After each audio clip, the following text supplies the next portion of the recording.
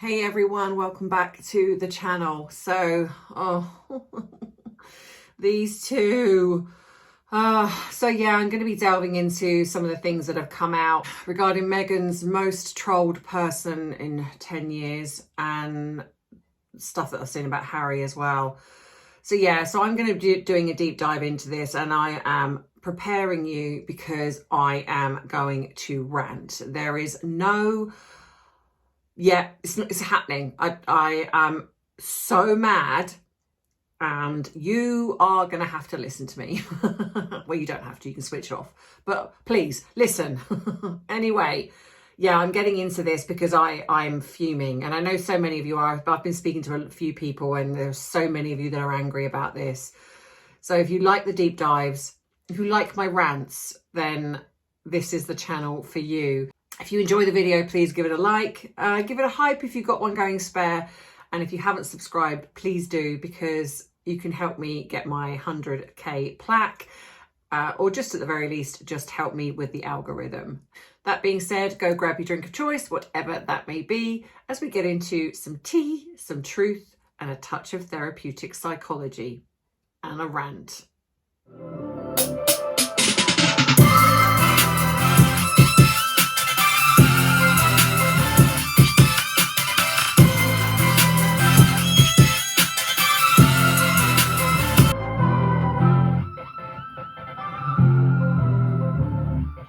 So hey everyone. So I don't really know who to start with first, to be honest. Harry or Meghan, they're both just as bad. Do you know what? At this point, I feel like I'm just banging my head against a brick wall. I really do. I just cannot for the life of me understand why we get so much energy put in by the mainstream media in being sycophantic to these two, but we don't get that same level of energy in the negative things that they do. You know, it gets sort of briefly mentioned and then it goes nowhere. The media just don't want to talk about it, but they're quite happy to talk about Meghan, you know, claiming that she's the most trolled person for 10 years. Well, no offense, love, but we didn't know you 10 years ago. You know, you briefly were entering into the dating Harry era and nobody knew who you were. And I thought she didn't read social media as well. Liar, liar, liar, pants on fire. And then we have Harry, who, I'm not judging my father, but I am going to judge my father on knowing that it's being put out into the media again. And the story of him discussing the boy. And, you know, I know and I can see what they're doing, you know, because I do believe that Meghan knew exactly what she was doing when she did this. And I do believe that Harry knows exactly what he's doing when he does what he does. But yeah, so I'm going to start with, let's start with Meghan. So Meghan decided to go and visit teenagers to talk to them about their experiences of online bullying or whatever it is that they've kind of gone through. And instead, what we get is Meghan centering herself again into the story and making it about her, knowing that the mainstream media are going to print whatever it is that she discusses publicly. And I've got a video to show you, which I will actually, I'm going to, depending on how long I talk here, if it isn't going up on this one, I'm going to put it over on Bite-Sized Tea, because I've looked into this a little bit. So I've got a video that obviously shows the bit where she talks about it. Her body language is off the charts on the things that she's showing. I have removed her voice for you all. You're welcome. But to stand in front of teenagers, and I've said before, they're grooming young people. They know full well that these people are the ones that are going to perhaps affect the monarchy in later years. And by constantly appealing and turning up and acting like they care to these young people, they are purposely trying to change the role of the royal family, I believe. I really do think. And I do wonder if they truly do believe that maybe somewhere somebody will decide that they want Harry and Meghan as the king and queen and not William and Catherine. I mean, that's never going to happen, but it wouldn't surprise me that they are that dim-witted, dim everything, that they would believe that to happen. Because what's happening here is, in the eyes of the media, they do control it. It's so very obvious to see. The only people that I think can give them a run for their money is William and Catherine and the family. I think that, if I'm honest, I think if this Australia trip had happened whilst the King and Queen Camilla were in America, I still think we would have seen more of Harry and Meghan, because the media have cottoned on to the fact that they bring clicks and views. They may not be searched for. People are not interested in them in the eyes of like Google. People don't search for Harry and Meghan because there isn't a need for them in that way. But on social media and in the mainstream media, the online mainstream media, very much there is this need to discuss Harry and Meghan. And I think that, when she's positioning herself in such a way that she's created this to be about her, when this could have been a perfect opportunity, because that's the difference between her and Catherine. Catherine sits and listens. She might interject a little bit about her experience of something if it's relatable, but generally she knows it's about the people. And none of this was pushed back. None of this was talked about in the media. It was all the media footage online was Meghan heartfelt discusses how she's the most trolled person in 10 years.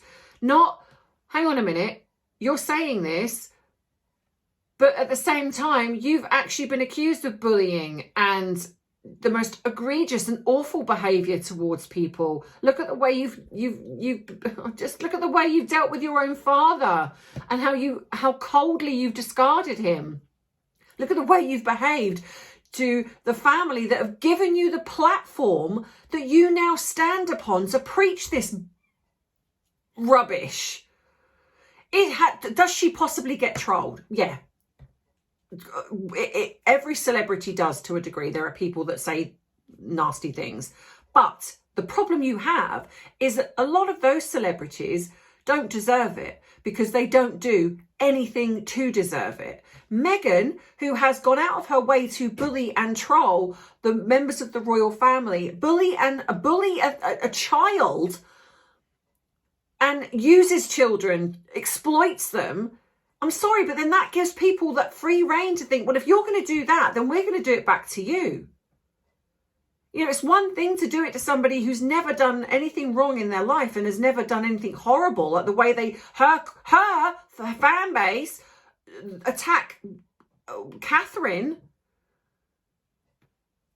That's trolling. That's trolling. Not what she goes through. And she has the audacity to preach kindness. What was it she said? I can't even remember, but astonish the world with your or do you know what? I don't generally cuss, but I really, really want to. My wish for you is that you continue. Continue to be who and how you are. To astonish a mean world with your acts of kindness. And to allow humor to lighten the burden of your tender heart. It's like, what are you talking about? How can you stand there and have a straight face while saying this? When I could list the things that you have done, the way that you treated your father who gave you everything, the way that you dumped your ex-husband by FedEx, the way that you have bullied your staff and treated people, the way you dumped your best friend who you grew up with the minute you got somewhere. The people that you have discarded, the other people you've discarded along the way, the way you exploit children on your own Instagram, even though Harry has stated that people shouldn't be putting their children on Instagram. And I actually happen to agree with that stance, because honestly, the things that I have read and seen myself in this line of work, if you knew that, you would not be putting your young children online. You just wouldn't. But she does.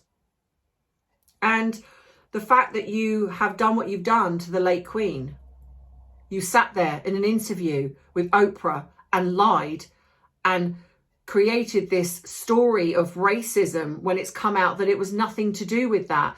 And they both at the time said two different versions, and the mainstream media didn't pick up on it and just carried on attacking the late Queen, who gave her life to service to a country.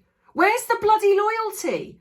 Where's the loyalty from our mainstream media to our royal family who actually work for this country? And I'm starting to actually now believe there are a lot more people involved in not wanting this monarchy anymore. And do you know what? And I wouldn't blame William and Catherine if they thought, you know what? We don't want this. And I wonder if that is their angle, Harry and Meghan. It's almost like if we can bully and if we can do all of this to hurt them, to inflict this stress upon them, especially given Catherine, you know, going through her health issues with cancer. If we can do this, then maybe William will abdicate. Maybe William will step down. And then who do we have next in line? Harry and Meghan. It would not surprise me if that's what they did. They know that it's William and Catherine and the children that these are the next in line to the throne. But if William abdicates, the odds are that he's not going to hand it to George or Louis. They're too young. So, of course, who comes in? Harry and Meghan. And as much as I don't believe that that will happen, because I think that it'll be a cold day in hell before William allowed that to happen, but I genuinely do believe that that is something Harry and Meghan would consider. They would believe that they could do so much damage, and let's be honest, they're giving it a good go, that they could create so much damage to this family that they would then abdicate and they would step in. Because if you look at the way the media cover these two, it is just disgusting. Why do we not get the same energy? If they put all of these, you know, how is it they can publish the stuff that they do, but there's no pushback? I mean, I'm not saying everyone, there are a few that do push back and say, yes, but hang on a minute, you know, you can't say you were the most trolled for 10 years when you're actually been accused of it yourself. You know, that doesn't work. If you know what it feels like to be bullied and trolled, if that's her argument, then why is she doing it to others? Why is she allowing the worst fan base that she's ever, that I think has ever existed?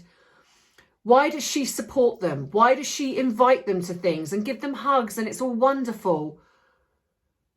Because by doing that, you're basically saying, I'm okay with what you're doing.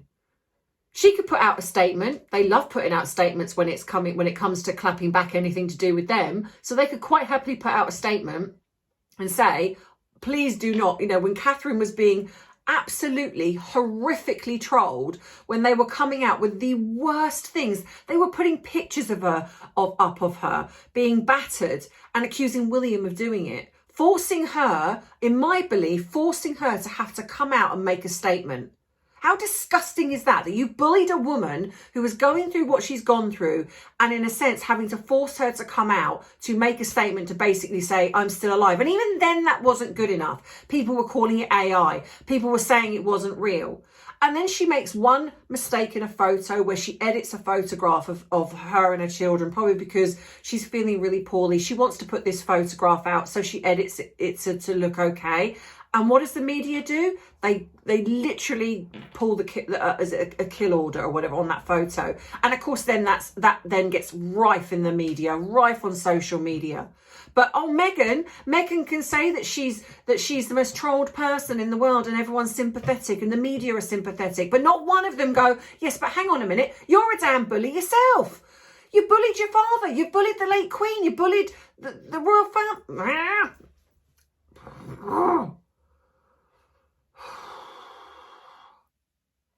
This woman is an absolute hypocrite. And I am just so furious that the mainstream media do not call them out. Journalism is dead.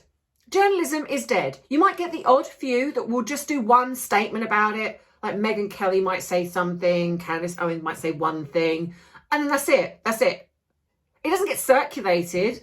Like all of the puff pieces that come out get circulated. Every single that I could see, bar maybe one or two, every single media article was about Meghan being trolled for 10 years. No, nothing to do with the fact that she was standing in front of teenagers, which were meant to be talking about their experience, and yet it was made about her. The cameras were there. Now, bearing in mind, this organisation actually does have a lot of high-profile people, celebrities, that go there and talk about their experience. Do we hear about it? No, because they sit down, they have a conversation, it's about the kids, and that's part of it. But Harry and Meghan, oh, no, they've got to have a camera crew, they've got to film it. But instead of it being her listening to these experiences, it's like, no, look at me, I'm a victim. Even though I've been given millions and I chose this life, I chose to do it because I needed the grift. I needed this, I needed to have this so I could make my way into the world. No, that's irrelevant. The fact that she's trolled and bullied and done the things that she's done, yeah, we won't talk about that. The last 6 years have literally gone poof, gone. No one, let's not talk about it. That's fine. It's like, and this is why they hate us. This is why Harry and Meghan are using the children as a Trojan horse for censorship, because they know that we are the ones that are calling them out. Yet we're the ones that get cancelled. We're the ones that get our accounts taken offline. We're the ones that get silenced, shadow banned, because we speak the truth.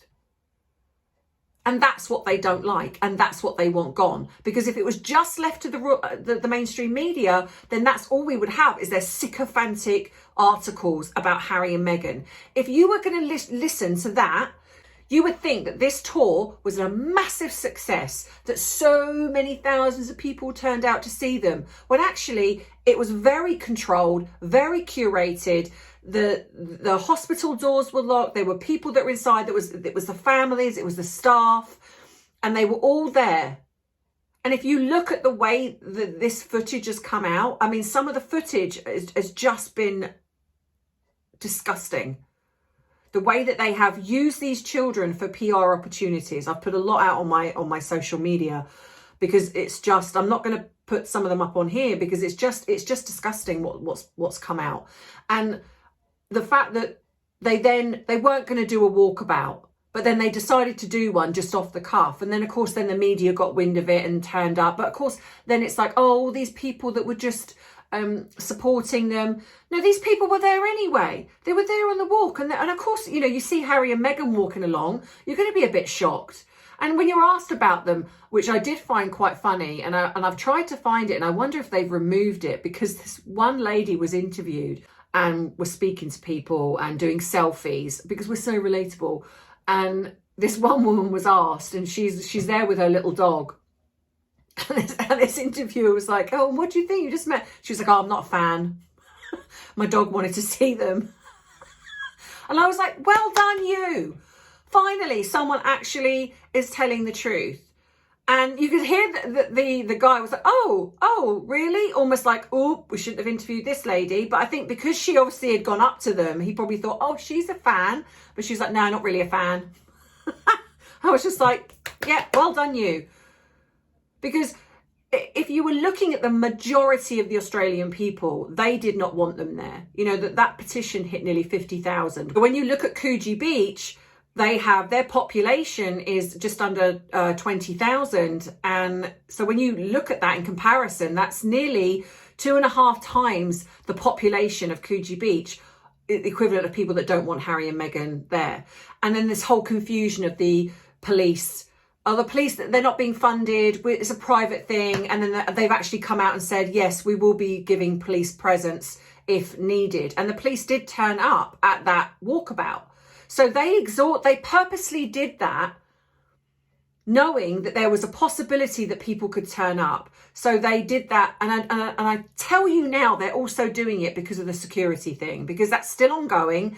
And what they're now going to say, they're going to show this and say, we needed the police presence, so we now need security. I tell, everything they do is calculated and strategic. And I just cannot fathom why that this is just being allowed to continue. You know, when there's talks of people saying, well, what do the palace think? Well, they're just going to carry on and just let them get on with it. And that's the problem. That is your problem. And the fact that you're not seeing the damage they're doing, because I have heard that apparently William and Catherine are possibly going to Australia in the summer to coincide with the summer holidays with the children. Now, if that's the case, then Harry and Meghan going beforehand is purposeful, because what it's also going to do is it's now going to make it seem that if William and Catherine go, which my guess it was probably already starting to be organised, it's going to be like, oh, look, they're going to compete with Harry and Meghan. I hope they do go.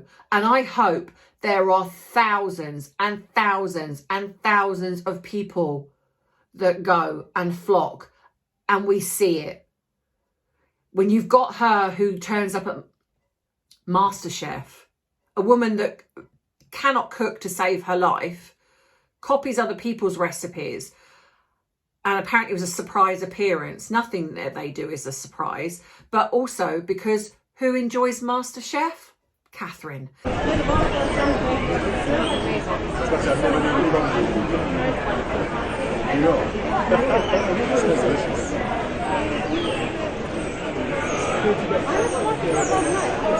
you watch it? I was a bit like, no, you're pretty. Everything she does is to literally goad Catherine.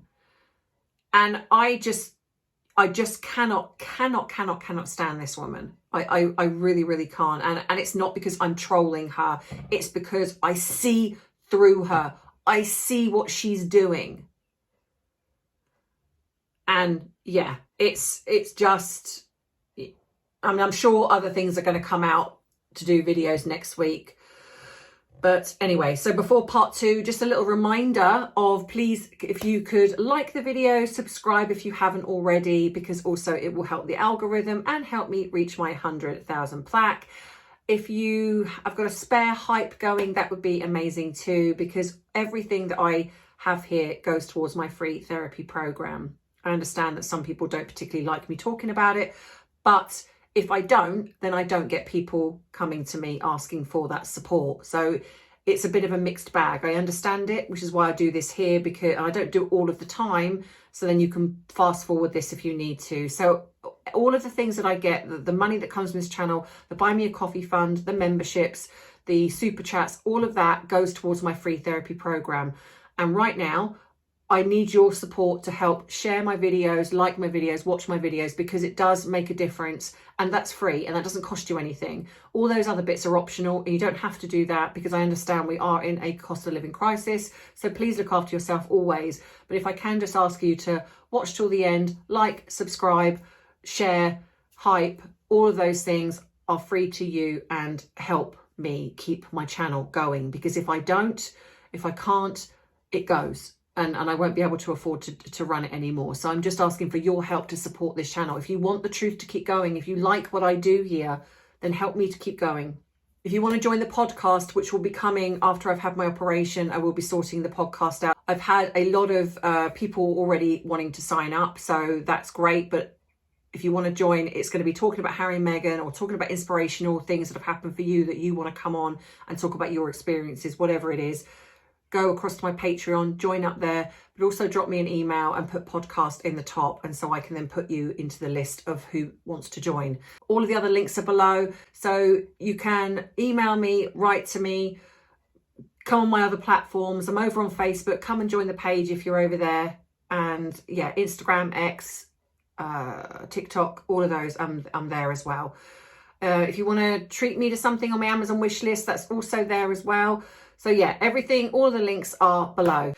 So that being said, let's get into part 2 where we talk about Harry. First thing I want to mention is Harry talking about his father, where he said he's not going to judge his father, but he wants to be a better father than him. Yeah, Harry, that's called judging your father. And you know, I don't think that there is a person alive that doesn't have maybe two rules of thumb when it comes to their parents. Either they want to be like their parents, or they perhaps want to be better than their parents. That's not anything new or anything different. The difference being is that most of us don't discuss it publicly. And when you've got Harry that says things like this, and then he goes on to then, in a way, trash talk his role within, you know, again, bringing his mother into everything that it's everything they do. There has to be some victim, no matter where they go, who they talk to, there has to be some victim mentality story that comes along with it. They cannot just go and listen to other people and talk to them about their experiences without both of them making it about themselves and knowing that it also gets circulated by the mainstream media. For the two that actually hate how the mainstream media behave, they do a great job in utilising it. And so, yeah, you know, to me, it's like, was his father perfect? No. But I'm sorry, Harry, you are never around. If we're, again, going to believe that he's the father to two young children, if you were someone that believed that and was looking at that, you would be thinking, well, hang on a minute, you never seem to be there when it's your son's birthday because he's supposed to be in America, but we know he's not. But you're never there. You're always away from the kids, and you choose to be away. You're not working royals.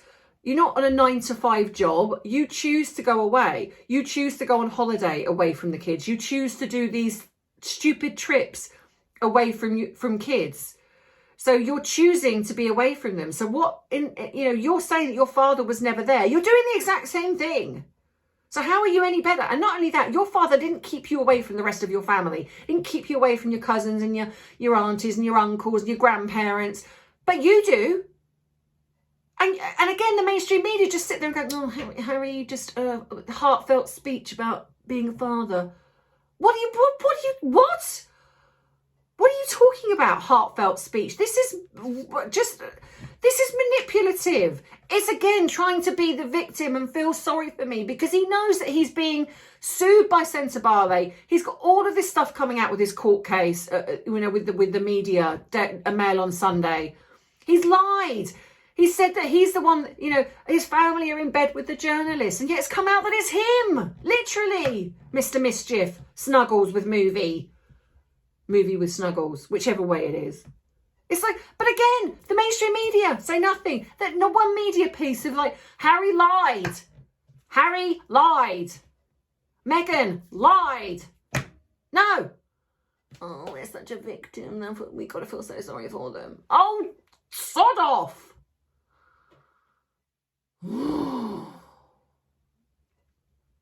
And then we have him sitting in front of fathers talking about being a father and just talking about the first 2 weeks were just awful. And again, trying to relate to these fathers when it's like, hang on a minute, you literally have grown up in a palace with people that are there at your beck and call. When the alleged boy was born, so the moment where he says, oh, for the first 2 weeks, Archie picked up on my stress. What are you talking about? What stress? Oh, probably the stress of your wife doing what she does because the child's yours but not hers. And so there probably was a lot of stress, but nothing to do with your work. Because let's look at your work, shall we, Harry? So Harry, so on the 6th of May, allegedly the boy was born, right? So he comes out and does that thing where they stand there. Baby wasn't crying, well, because dolls don't cry, but anyway. So there's no crying there, so there's no stress there. And then on the 9th of May, he chose to go to Netherlands for Invictus. Because he could have stayed back. He could have had time off to be a father. No, he chose to go to Netherlands for 3 days. Then on the 12th, he did an order of the service at Windsor Castle with his family. And that was probably like a few hours. So that was Harry's work. And on the 14th, he meets the Boston Red Sox at Buckingham Palace. So again, a few hours. And after that, not much. So what work then is that, Harry? What stress is that about? Because it's certainly not work, because most people can't afford to do that. Most fathers sometimes have to go to work straight away after their child is born. They don't get to have paternity leave. But you can come and go as you please. You can choose. Sorry, I'm having a hot flash. I'm getting stressed out. So this absolute rubbish of him sitting there, and I don't understand again how this is not picked up. Harry says heartfelt story about Archie. Instead of saying, Harry talks about being stressed from work, but Harry went away for 3 days by choice, and then did a couple of days, a few hours, not even a day. But that was stressful. Now, if we look at William, let's look at William, shall we? So William, when George was born, he had 2 weeks off paternity leave, and then he went straight back to work with the RAF in Anglesey. He returned to his duty. When Charlotte was born, he took 1 to 2 weeks off and then went straight back to work as an air ambulance pilot. When Louis was born, again, same thing, took slightly less time off and went back to work with the air ambulance pilot. So when you look at the difference between William's was an actual job, not to do with the monarchy, an actual job that he went, and actually a life or death job. He actually dealt with life or death situations within that job. He went back to that after having paternity leave, which is more normal than what most what most fathers do. You know, they may have 1 to 2 weeks off paternity leave if that's okay, and then they go back to work. Harry had brief engagements, 1 or 2, and chose to go away for 3 days. He chose to go away because even though it's to do with Invictus, he still could have chosen to stay at home to be with his honoured child. So this whole thing of him saying how awful it was, no, sorry, Harry, no, you don't get to say that. And like I say, again, what gives either of them the right or the qualification to sit there in front of these people and say this, to be in front of children, teenagers, and to behave this way? And they have no credentials, no nothing to be able to do this that qualifies them to talk about mental health in this way. Yes, they have their own experiences, but that's it. For Harry to sit there in front of fathers who have struggled, who probably don't get 1 to 2 weeks off even, or maybe have to go straight back to work, and act like he understands their pain, understands what they're going through. How? It's like you have no clue. You are so tone deaf. You have no clue what it is like for these people and what they go through. When you have Meghan making it about herself again, Harry making it about himself again. And it's not just what they do, because like I said, I kind of am coming to expect this now, but it's the fact that nothing is being done to stop these two. The royal family and the UK government do not seem to understand how much these two are damaging the monarchy, because they are. And they do not seem to recognise, the media seem to recognise that Harry and Meghan should be called out. And that is what we are for. Without us, you would have got all of this pathetic mainstream media footage that we have seen go out. Oh, poor Harry, poor Meghan. Do me a favour, give me a break. This is not poor Harry and poor Meghan. You know, when you've got a woman that exploits kids on her Instagram, these two exploit these children, because it's very difficult to call out people who go to see veterans, go to see vulnerable homeless people. When you're going to the homeless and you're dripped in thousands of jewellery and your dresses and then selling them. She's literally merching the trip.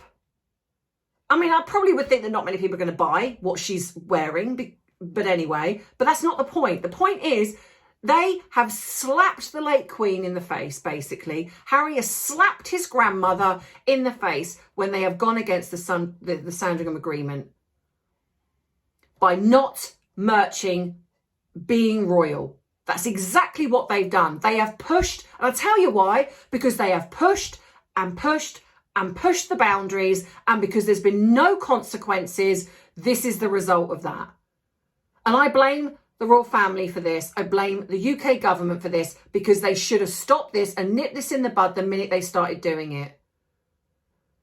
They shouldn't, to be fair, they shouldn't have even allowed to have Sussex.com. Sussex is a county. They shouldn't even be allowed to have that. But they did. They're on the royal website, so it looks like they are. And I know some people, like I said, think that they're supporting them. I don't believe that's the case, because if like I've said, I understand why people think it, and trust me, when I feel annoyed, sometimes I even wonder it. But generally, when I take my ranty head off and think about it, the way Harry and Meghan are consistently attacking the royal family, it would make no sense to attack the royal family if they were giving you everything you want. So they wouldn't.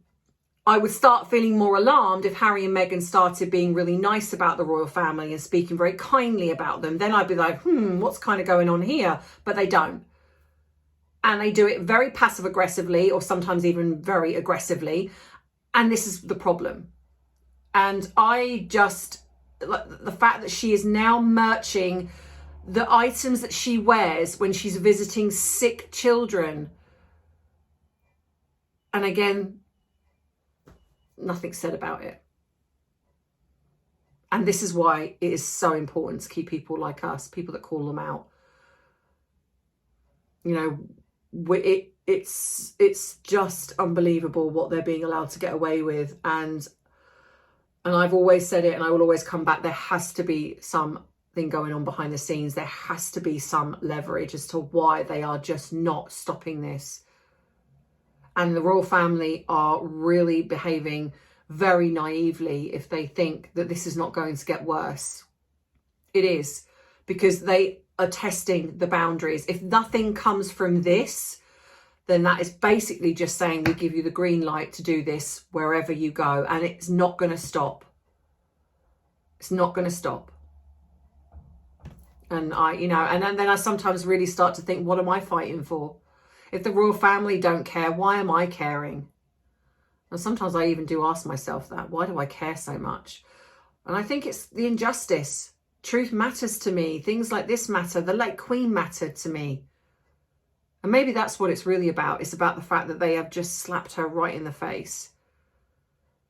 And just basically gone, yeah, we don't care what you say. We'll just do what we do anyway.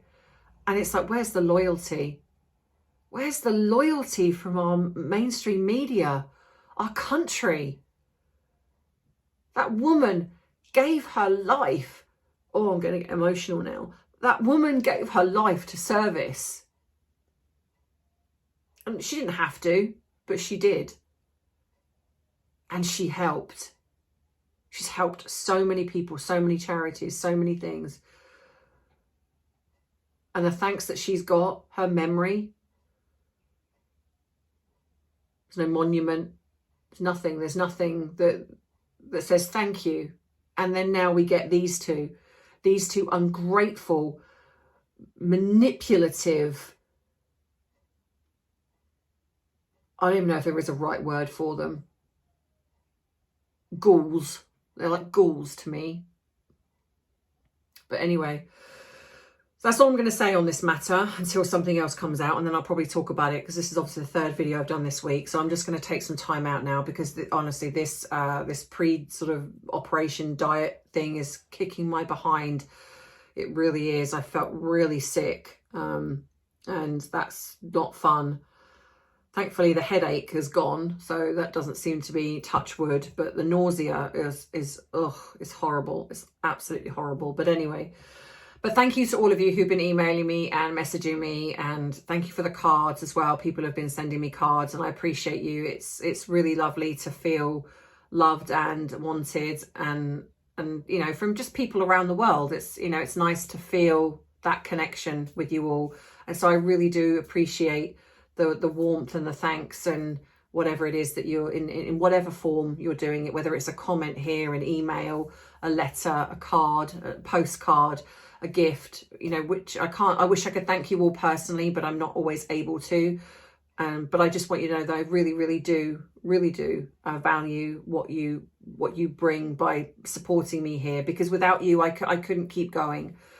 And so thank you. So I will end it there by saying that you know that I love you, I appreciate you, but most of all I respect you. Take care and have a great weekend. Bye bye. Mwah.